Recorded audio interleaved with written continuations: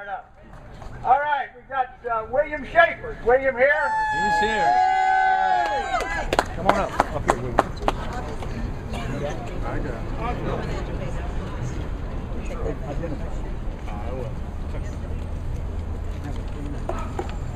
My name is Bill Schaefer, and I'm from Wisconsin.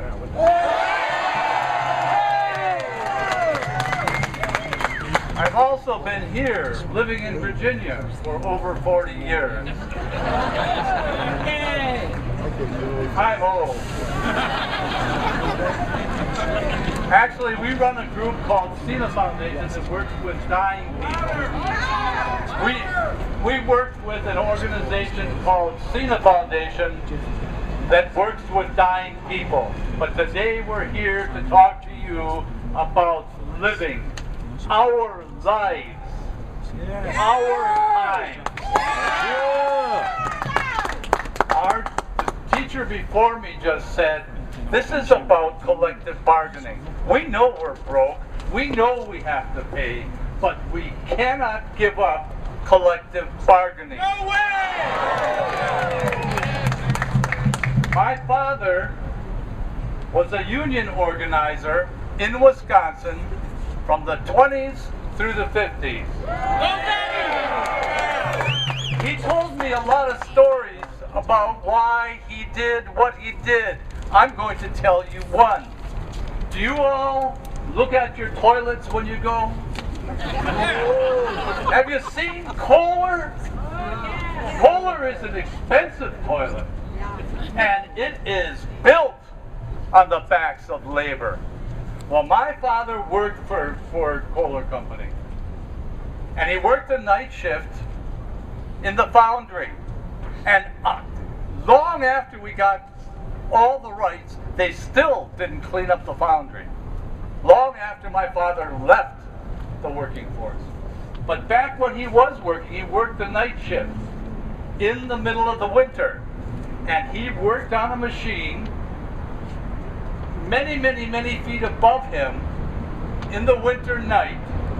The heat, from what heat there was, rose to the ceiling, and the snow and ice melted and dripped down next to his machine.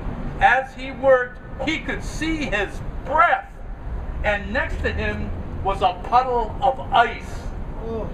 And one night the foreman came to him, and said, I want you to go over to the stables, because in those days there weren't so many tractors, infernal combustion engines. And he went to the stables to pick up a tool. He opened the door and he said, it was like somebody hit me in the face with a shovel. It was so hot in the stables. The stables were steam heated. My father had a bit of a temper.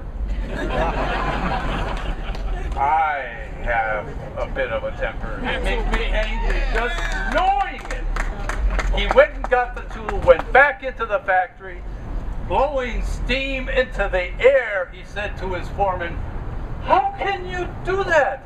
The horses are warm and we're freezing.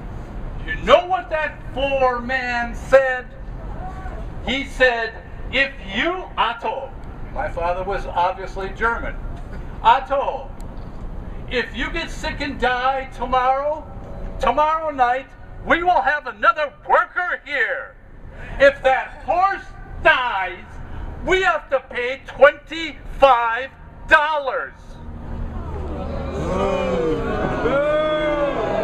My father said, oh, this doesn't work, and he began organizing. And what happened then? When they struck the Kohler Company? If you will check your records, the longest strikes in history are from that Kohler Company. And one afternoon, when my father and my uncle were on the picket line, there was a man standing between them, and from inside the walls of Kohler, which, and by the way, this is not unusual, a shot came out and hit the man between my father and my uncle and killed him. Killed him. People died so that we could have collective bargaining. Let me tell you something. They made a huge mistake when they put this on the table, because there is a line drawn now. That's right. We cannot allow this to happen. My father also, in the 60s, we had a commune in D.C., and occasionally we were working with in the civil rights movement and the anti-war movement, and we would take a whole bunch of hippies up to Wisconsin. And my father would see us coming, he'd just shake his head. So, God, what is this boy into?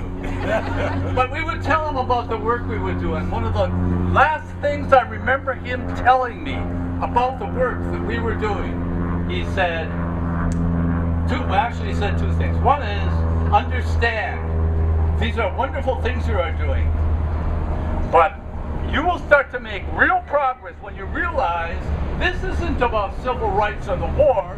This is about class warfare.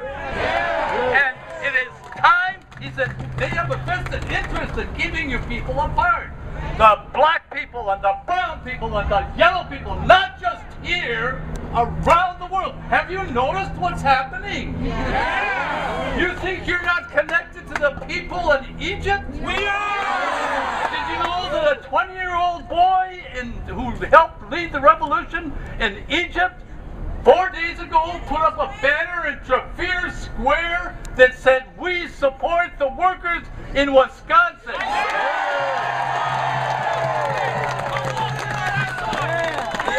The other thing my father said is, make no mistake about this.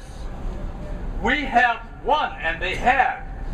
Everybody in this crowd owes your life, the way you live, to the dead man laying there, to my father, to my uncle, to your fathers, to your grandfathers. You owe your life. Is this the time to stand up and do this? Yes, it is. Is this the time that you're going to rise up?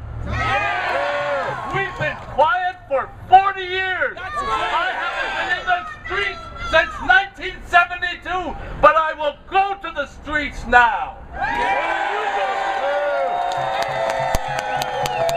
My father said, if you let them, they will take this all back. They will not stop till you stop them.